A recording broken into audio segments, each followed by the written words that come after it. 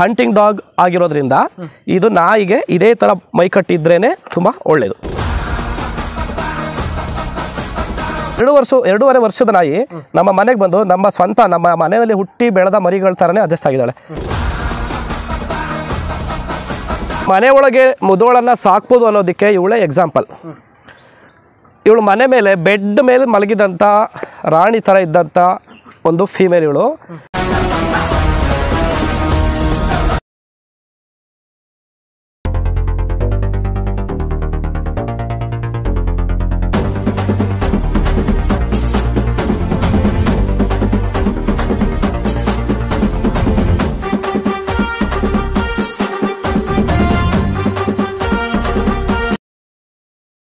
ಸ್ನೇಹಿತರೆ ಎಲ್ರಿಗೂ ನಮಸ್ಕಾರ. ನೀವು ನೋಡ್ತೀರಾ Mister Man Locks YouTube channel.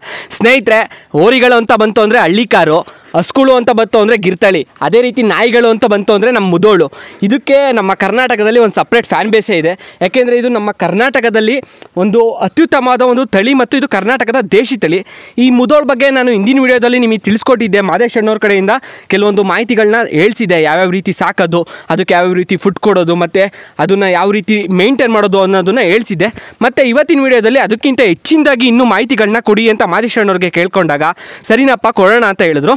ಅದಕ್ಕೋಸ್ಕರ ಇವತ್ತಿನ ವಿಡಿಯೋನ ಶುರು ಮಾಡ್ತಿದ್ದೀನಿ. ಎಲ್ರಿಗೂ ನನ್ನ ಚಾನಲ್ಗೆ ಸ್ವಾಗತ ಸುಸ್ವಾಗತ ಸ್ನೇಹಿತರೆ. ನಮಸ್ತೆ ಮನು. ಈಗ ಲಾಸ್ಟ್ ವಿಡಿಯೋ ಮಾಡಿದಾಗ ಆಲ್ಮೋಸ್ಟ್ ನನಗೆ ಮರಿಗಳನ್ನ ಹೇಗೆ ಸಾಕೋದು, ಹೇಗೆ ಕೇರ್ ಮಾಡೋದು ಅನ್ನೋದ್ರ ಬಗ್ಗೆ ನನಗೆ ಜಾಸ್ತಿ ಫೋನ್ ಕಾಲ್ಸ್ ಬಂದಿರೋದು. ಈ ವಿಡಿಯೋದಲ್ಲಿ ನಾವು ಮರಿಗಳಿಗೆ ಹೇಗೆ ಸಾಕಾಣಿಕೆ ಮಾಡಬೇಕಂತೇಳಿ ಕೆಲವರಿಗೆ ನಾವು ಸೂಚನೆಗಳನ್ನ ಕೊಟ್ಟರೆ ಸ್ವಲ್ಪ ಸಾಕೋದಕ್ಕೆ ಅನುಕೂಲ ಆಗುತ್ತೆ. ಹೊಸ ಜನಗಳು ತಗೋತಾರಲ್ಲ ಅವರಿಗೆಲ್ಲ ಸ್ವಲ್ಪ ಅನುಕೂಲ ಆಗುತ್ತೆ. ಸೊ ಈ ವಿಡಿಯೋದಲ್ಲಿ ನಾವು ಮರಿಗಳನ್ನ ಹೇಗೆ ಸಾಕಾಣಿಕೆ ಮಾಡಬೇಕು, ಯಾವ ರೀತಿ ಫುಡ್ ಕೊಡಬೇಕು ಅನ್ನೋದನ್ನ ಬಗ್ಗೆ ಈ ವಿಡಿಯೋದಲ್ಲಿ ನಾನು ತಿಳಿಸ್ಕೊಡ್ತೀನಿ. ಅಂದರೆ ಅಣ್ಣ, ಮೊದಲಿಗೆ ಈಗ ಯಾವ ರೀತಿ ಅದಕ್ಕೆ ಕೆಲವೊಂದು ಕಾಯಿಲೆಗಳೆಲ್ಲ ಬರುತ್ತೆ ಅಂತ ಹೇಳ್ತಾರೆ, ಅದನ್ನ ಯಾವ ರೀತಿ ಟ್ರೀಟ್ ಮಾಡೋದು? ಇವಾಗ ಬೇಸಿಕ್ ಆಗಿ ಮರಿಗಳಿಗೆ ಈಗ ಬೇರೆ ಬ್ರೀಡರ್ಗಳ ನನಗೆ ಗೊತ್ತಿಲ್ಲ. ನನ್ನ ಹತ್ರ ಹೇಗೆ ಅಂತ ಹೇಳಿದ್ರೆ 45 ಡೇಸಿಗೆ ಮರಿ ಕೊಡೋದು. ಫಸ್ಟ್ ನಾನು 20 ಡೇಸ್ಗೆ ಡಿವಾರ್ಮಿಂಗ್ ಮಾಡಿಕೊಡ್ತೀನಿ. ನೆಕ್ಸ್ಟ್ 35 ಡೇಸ್ಗೆ ಡಿವಾರ್ಮಿಂಗ್, 42 ಡೇಸು ತಪ್ಪಿದ್ರೆ 43 ಡೇಸ್ಗೆ ಒಂದು ಪಪಿ ಡಿಪಿ ವ್ಯಾಕ್ಸಿನ್. ಸೊ ಇಲ್ಲಿ ಎಷ್ಟೋ ಕಾಯಿಲೆಗಳನ್ನು ನಾವು ಪ್ರಿವೆಂಟ್ ಮಾಡ್ತೀವಿ. ಸೊ ಈ ವ್ಯಾಕ್ಸಿನ್ಸು ಡಿವಾರ್ಮಿಂಗ್ ಏನೂ ಆಗಲಿಲ್ಲ ಅಂತ ಅಂದರೆ ಮರಿಗಳಿಗೆ ಬೇಸಿಕ್ಕಾಗಿ ಮೇಯ್ನಾಗಿ ಅಟ್ಯಾಕ್ ಆಗೋದು ಪಾರ್ವ ಅನ್ನೋದೊಂದು ವೈರಸ್ ಅಟ್ಯಾಕ್ ಆಗುತ್ತೆ. ಆ ವೈರಸ್ ಅಟ್ಯಾಕ್ ಆದರೆ ಖಂಡಿತ ಮರಿಗಳನ್ನ ಬದುಸ್ಕೊಳ್ಳೋಕ್ಕಾಗಲ್ಲ. ಡಿವಾರ್ಮಿಂಗ್ ಮಾಡಲಿಲ್ಲ ಅಂತ ಹೇಳಿದ್ರೆ ಮರಿಗಳು ಕರೆಕ್ಟಾಗಿ ಊಟ ತಿಂಡಿ ತಿನ್ನಲ್ಲ, ಡೆವಲಪ್ಮೆಂಟ್ ಆಗಲ್ಲ. ಸೊ ಅದಕ್ಕೆ ಏನು ಫೀಡಿಂಗನ್ನು ಕೊಡ್ತಾ ಇರ್ತೀವಿ ಅದನ್ನೆಲ್ಲ ಒಳಗೆ ಜಂತುಹುಳುಗಳು ತಿಂತಾ ಇರುತ್ತೆ. ಸೊ ನಾವು ಡಿವಾರ್ಮಿಂಗು ಕೂಡ ಕಂಪಲ್ಸರಿ ಮಾಡ್ಕೋಬೇಕು, ಹಾಗೆ ವ್ಯಾಕ್ಸಿನ್ಸ್ ಕೂಡ ಕಂಪಲ್ಸರಿ ಇರುತ್ತೆ. ಇಷ್ಟನ್ನು ಬೇಸಿಕ್ಕಾಗಿ ನಾನು ಕ್ಲಿಯರ್ ಮಾಡ್ಕೊಡ್ತೀನಿ. ನೆಕ್ಸ್ಟ್ ನನ್ನ ಹತ್ರ ಕಸ್ಟಮರ್ ತೊಗೊಂಡು ಹೋದ್ಮೇಲೆ ಅವ್ರು ಏನೇನು ಮಾಡಬೇಕು ಅನ್ನೋದು ಕೂಡ ನನ್ನ ಕಸ್ಟಮರ್ಸಿಗೆ ನಾನು ಸಜೆಸ್ಟ್ ಮಾಡ್ತಾ ಇದ್ದೆ. ಬಟ್ ಇವಾಗ ಎಷ್ಟೋ ಜನ ಹೊರಗಡೆ ಮರಿಗಳು ತೊಗೊಂಡವರು ಕೂಡ ನನ್ನ ಹತ್ರ ಎಷ್ಟೋ ಜನ ಫೋನಲ್ಲಿ ಕೇಳ್ತಾ ಇದ್ದಾರೆ. ಸೊ ಹಾಗಾಗಿ ನಾನು ಇವತ್ತು ಎಲ್ಲ ಮುದೋಳು ಸಾಕಾಣಿಕೆ ಮಾಡುವಂತಹ ಜನಗಳಿಗೆ ನಾನಿವತ್ತು ತಿಳಿಸ್ಕೊಡುವಂಥದ್ದು ಮರಿಗಳ ಹೇಗೆ ಆರೈಕೆ ಮಾಡಬೇಕು ಅನ್ನೋದು. ಈಗ ಫಸ್ಟ್ ಮರಿನ ನಾವು ತಗೋಬೇಕು ಅನ್ನೋಬೇಕಾದ್ರೆ ಅವರು ಮುಂಚೆ ಏನಪ್ಪ ಯೋಚನೆ ಮಾಡಬೇಕಂತಂದರೆ, ಈ ಮರಿನ ಸಾಕಿದರೆ ನಮ್ಮ ಮನೆ ಎಷ್ಟು ಜನ ಇರ್ತೀವಿ ಅಷ್ಟು ಜನಕ್ಕೂ ಪ್ರೀತಿಯಿಂದ ಮರಿನ ನೋಡ್ಕೋತಾರ. ಫಾರ್ ಎಕ್ಸಾಂಪಲ್ ಮನೆಯಲ್ಲಿ 4 ಜನ ಇದ್ದಾರೆ ಅಂತ ಅಂದರೆ ಆ 4 ಜನಕ್ಕೂ ಈ ಮರಿ ಬಗ್ಗೆ ಕಾಳಜಿ ಇರಬೇಕು. ಒಬ್ರಿಗೆ ಏನಾದರೂ ಒಪಿನಿಯನ್ ಇಲ್ಲ ಅಂತ ಹೇಳಿದ್ರೆ, ಪ್ರೀತಿ ಇಲ್ಲ ಅಂತ ಅಂದರೆ ಆ ಮರಿಗಳನ್ನ ಚೆನ್ನಾಗಿ ಕೇರ್ ಮಾಡೋಕ್ಕಾಗಲ್ಲ.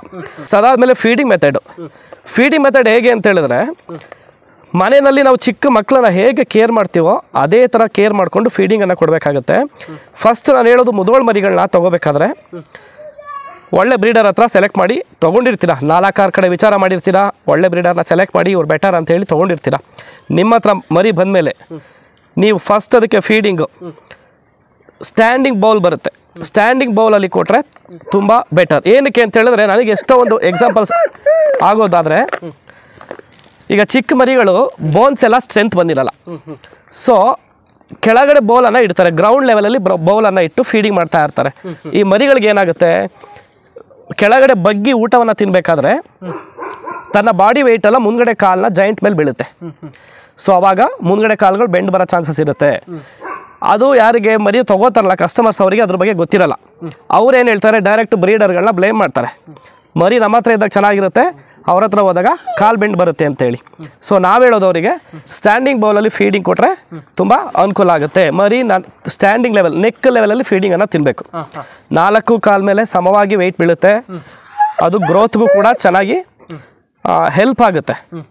ನೆಕ್ಸ್ಟ್ ಇನ್ನೊಂದು ನಾವು ಏನು 20 ಡೇಸ್ ಹೇಳಿರ್ತೀವಿ ಅಂದರೆ ನಾವು ಫಸ್ಟ್ ವ್ಯಾಕ್ಸಿನ್ ಮಾಡಿದ ಮೇಲೆ ನೆಕ್ಸ್ಟ್ 20 ಡೇಸಿಗೆ ಅವರು ಬೂಸ್ಟರ್ ಡೋಸ್ ಹಾಕೋಬೇಕು.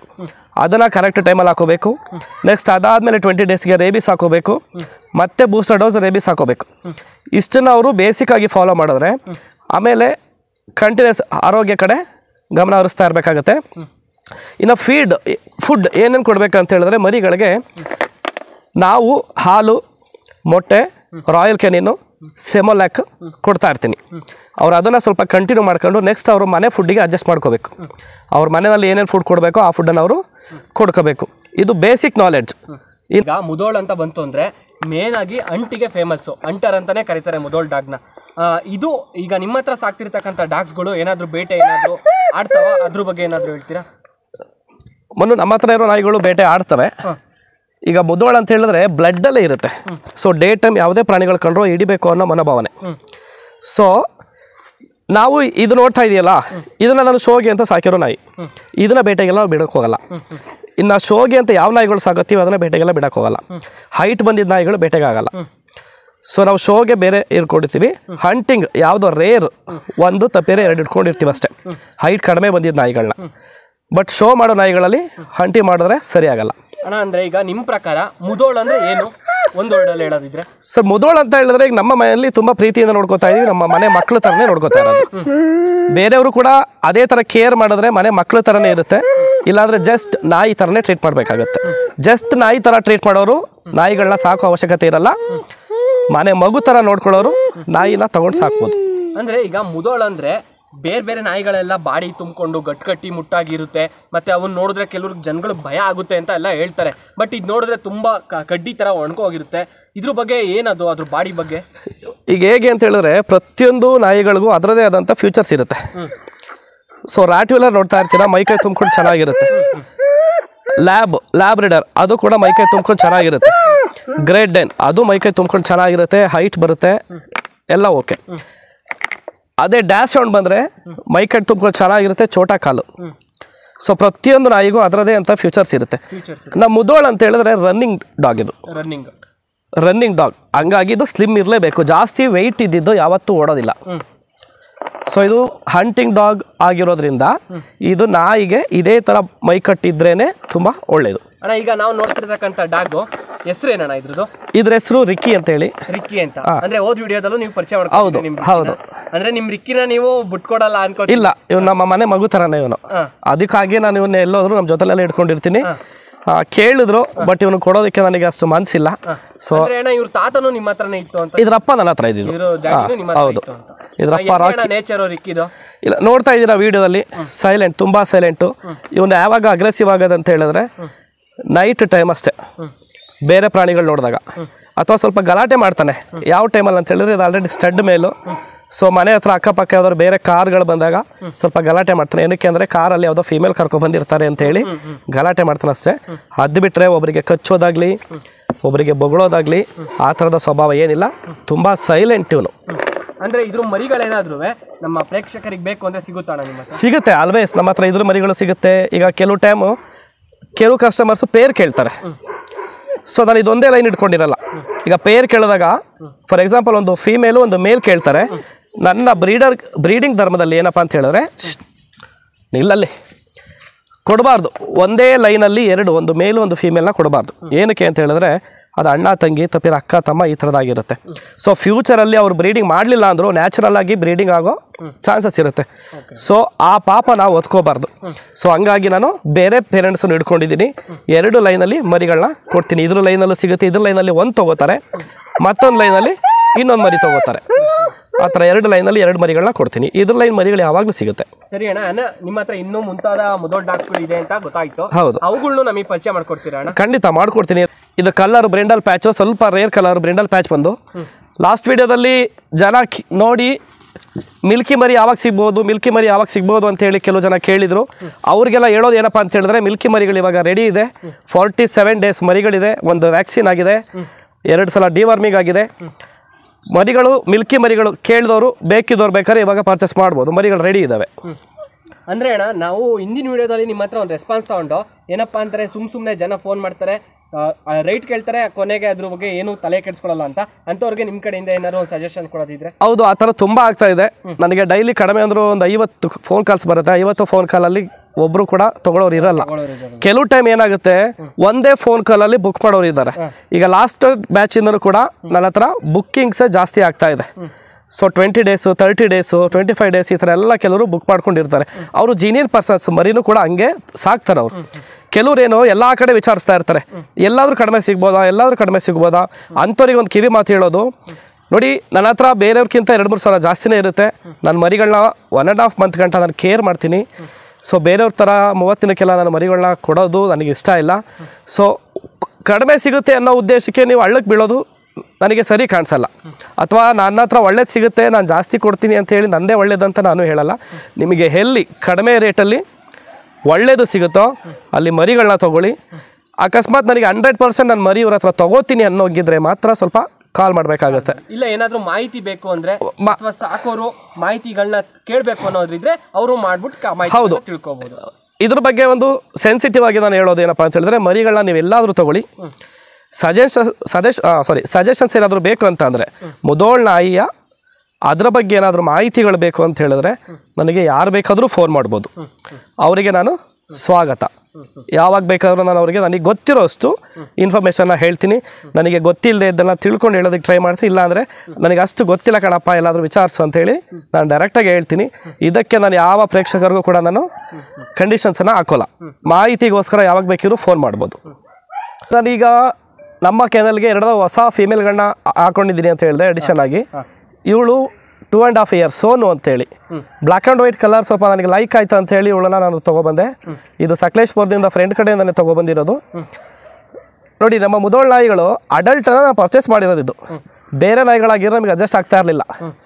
ಇದು 2.5 ವರ್ಷದ ನಾಯಿ ನಮ್ಮ ಮನೆಗೆ ಬಂದು ನಮ್ಮ ಮನೆಯಲ್ಲಿ ಹುಟ್ಟಿ ಬೆಳೆದ ಮರಿಗಳ ಥರನೇ ಅಡ್ಜಸ್ಟ್ ಆಗಿದ್ದಾಳೆ. ನಮ್ಮ ಮನೆ ಫುಡ್ಗಾಗಲಿ, ನಮ್ಮ ಜನಗಳಿಗಾಗಲಿ, ಅಥವಾ ನಮ್ಮ ಊರಿನ ಕ್ಲೈಮೇಟ್ಗಾಗಲಿ ಎಲ್ಲ ಅದಕ್ಕೂ ಅಡ್ಜಸ್ಟ್ ಆಗಿ ಫಿಟ್ ಆಗಿದ್ದಾಳೆ. ಅಂದರೆ ಸೋನು ಬಿಹೇವಿಯರ್ ಹೆಂಗಿರುತ್ತೆ ಬೇರೆ ನಾಯಿಗಳ ಜೊತೆ? ಬೇರೆ ನಾಯಿಗಳ ಜೊತೆನೂ ಈಗ ಬೇರೆ ಬೀದಿ ನಾಯಿಗಳು ಬಂದಾಗ ಕಾಮನ್ ಆಗಿ ಬಗ್ಗುತ್ತೆ. ನಮ್ಮ ಮನೆ ನಾಯಿಗಳ ಜೊತೆ ಎಲ್ಲದ್ರ ಜೊತೆನೂ ಫ್ರೆಂಡ್ಲಿ ಆಗಿ ಬಿಹೇವ್ ಮಾಡ್ತಿದ್ದಾಳೆ. ಸದ್ಯಕ್ಕೆ ಇದ್ರದ್ದೇನು ಸಮಸ್ಯೆ ಇಲ್ಲ. ಇವಾಗ ಇದು ಮೇಟಿಂಗ್ ಆಗಿದೆ, ನಮ್ಮ ರಿಕ್ಕಿ ಹತ್ರನೇ ಮೇಟಿಂಗ್ ಆಗಿದೆ. ಇವಾಗ ಒಂದು 15 ಡೇಸ್ ಕ್ಯಾರಿಂಗಲ್ಲಿದ್ದಾಳೆ. ನೆಕ್ಸ್ಟ್ 1.5 ಮಂತ್ ಬಿಟ್ಟು ಲಿಟರ್ ಆಗುತ್ತೆ. ನೆಕ್ಸ್ಟ್ ಆಚೆ ಕಡೆ 1.5 ಮಂತ್ ಬಿಟ್ಟು ಕಸ್ಟಮರ್ಸಿಗೆ ಮರಿಗಳು ಅವೈಲಬಲ್ ಇರುತ್ತೆ. ಓಕೆ, ನೋಡಿ ಇವಾಗ ನೋಡ್ತಾ ಇದ್ದೀರಾ, ಇವಳು ಜಾನ್ಸಿ ಅಂತೇಳಿ 2.5 years ಗಾಲಿ. ಇವಳು ಒಂದ್ಸಲ ಲಿಟರ್ ಆಗಿಲ್ಲ. ಇವಳ ಬಗ್ಗೆ ಹೇಳ್ಬೇಕಂತ ಹೇಳಿದ್ರೆ, ನಾನು ಇದನ್ನು ತುಂಬ ಲೈಕ್ ಮಾಡಿ, ಇದು ನನ್ನ ಫ್ರೆಂಡ್ ಹತ್ರ ಇದ್ದಿದ್ದು, ಎಲ್ಲಿ ಕಾರ್ತಿಕ್ ಅಂತೇಳಿ ಚಿತ್ರದುರ್ಗದಲ್ಲಿ ಇದ್ದಿದ್ದು. ನಾನು ತುಂಬ ಫೋರ್ಸ್ ಮಾಡಿದ್ದೆ, ಒಂದು 2-3 ಸಲ ಫೋರ್ಸ್ ಮಾಡಿದ್ದೆ, ಇವಳನ್ನ ನನಗೆ ಕೊಡಿ, ಇವಳನ್ನ ಎಲ್ಲೋ ಕರ್ಕೊಂಡು ಹೋಗ್ತೀನಿ, ನನಗೆ ಕೊಡಿ, ಇವಳನ್ನ ಚಾಂಪಿಯನ್ ಮಾಡ್ತೀನಿ ಕೊಡಿ ಅಂತ ನಾನು ಕೇಳ್ಕೊಂಡಿದ್ದೆ. ಒಂದು 2-3 ಸಲ ಪಾಪ ಅವ್ರಿಗೂ ಕೊಡೋಕ್ಕೆ ಮನಸ್ಸಿರಲಿಲ್ಲ. ಏನಕ್ಕೆ ಅಂತ ಹೇಳಿದ್ರೆ ಅಷ್ಟು ತುಂಬ ಶೋಕಿಯಿಂದ ಈ ನಾಯಿನ ಸಾಕಿದ್ರು. ನೋಡಿ, ಮನೆ ಒಳಗೆ ಮುದೋಳನ್ನು ಸಾಕ್ಬೋದು ಅನ್ನೋದಕ್ಕೆ ಇವಳೇ ಎಕ್ಸಾಂಪಲ್. ಇವಳು ಮನೆ ಮೇಲೆ ಬೆಡ್ ಮೇಲೆ ಮಲಗಿದಂಥ ರಾಣಿ ಥರ ಇದ್ದಂಥ ಒಂದು ಫೀಮೇಲ್ ಇವಳು.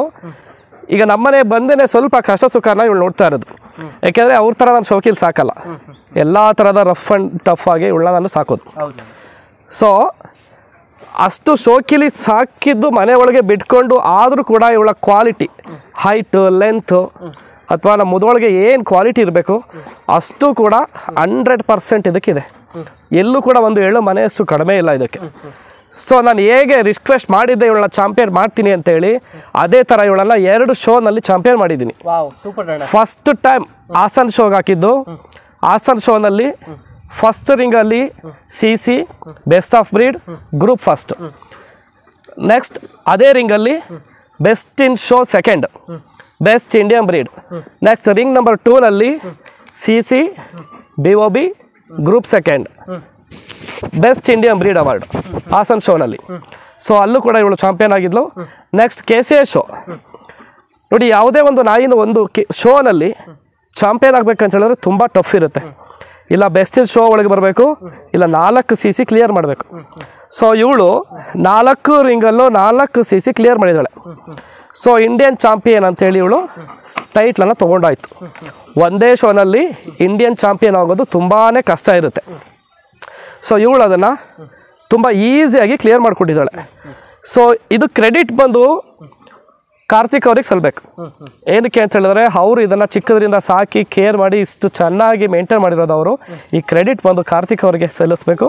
ಇದನ್ನು ನಾನು ಈ ನಿಮ್ಮ ಚಾನಲ್ನ ಮುಖಾಂತರ ಅವರಿಗೆ ಸಲ್ಲಿಸೋದಕ್ಕೆ ನಾನು ಇಷ್ಟಪಡ್ತೀನಿ. ಸೊ ನನ್ನ ಹತ್ರ ಬಂದಿದ್ದು ಅವ್ರ ಹತ್ರ ಹೇಗೆ ಸಾಫ್ಟ್ ಆಗಿತ್ತು ಅದೇ ಥರ ಸಾಫ್ಟು, ಬಟ್ ನನ್ನ ಹತ್ರ ಇದನ್ನು ರಫ್ ಆಗಿ ನಾನು ಹ್ಯಾಂಡಲ್ ಮಾಡ್ತಾ ಇರೋದು. ಏನಕ್ಕೆ ಅಂತ ಹೇಳಿದ್ರೆ ಶೋಗಳಲ್ಲಿ ಸ್ಮೂತಾಗಿ ಹ್ಯಾಂಡಲ್ ಮಾಡಿದ್ರೆ ಹೇಳಿದ ಮಾತು ಕೇಳಲ್ಲ. ಸೊ ಇವಳಿಗೆ ಲೀಸ್ ಕೂಡ ಹಾಕಿ ಅಭ್ಯಾಸ ಮಾಡಿರಲಿಲ್ಲ ಅವರು, ನೆಕ್ ಲೀಸ್ ಕೂಡ ಹಾಕಿರಲಿಲ್ಲ, ಬರೀ ಬಾಡಿ ಬೆಲ್ಟಲ್ಲಿ ಮೇಂಟೈನ್ ಮಾಡ್ತಾಯಿದ್ದು, ಹ್ಯಾಂಡಲ್ ಮಾಡ್ತಾಯಿದ್ದು. ನನ್ನ ಹತ್ರ ಬಂದು ಎಲ್ಲನೂ ಅಭ್ಯಾಸ ಮಾಡಿಸಿದ್ದೀನಿ. ಸೊ ನೆಕ್ಸ್ಟ್ ಇವಳು ಟಾರ್ಗೆಟು ಚೆನ್ನೈನಲ್ಲಿ ಶೋ ಇದೆ, international level show, FCI show ಇದೆ. ಅದನ್ನು ನಾವು ಟಾರ್ಗೆಟ್ ಆಗಿಟ್ಕೊಂಡು ಇವಳನ್ನ ಮತ್ತೆ ರೆಡಿ ಮಾಡ್ತಾ ಇದ್ದೀನಿ.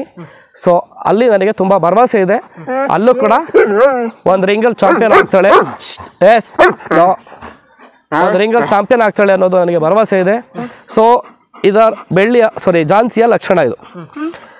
ತುಂಬ ಫ್ರೆಂಡ್ಲಿ, ತುಂಬ ಸಾಫ್ಟ್. ಇವಳು ಅಷ್ಟೇ ನಮ್ಮ ಮನೆಗೆ ಮಗು ಥರನೇ ಅಡ್ಜಸ್ಟ್ ಆಗಿದ್ದಾಳೆ. ನಮ್ಮ ಮನೆಯಲ್ಲಿ ಬೆಡ್ ಮೇಲೂ ಮಲಗಿಸ್ತೀನಿ, ಹೊರಗಡೆ ಮಣ್ಣು ಮೇಲೂ ಮಲಗಿಸ್ತೀನಿ, ಎಲ್ಲ ಕಡೆ ಆರಾಮಾಗಿರ್ತಾಳೆ.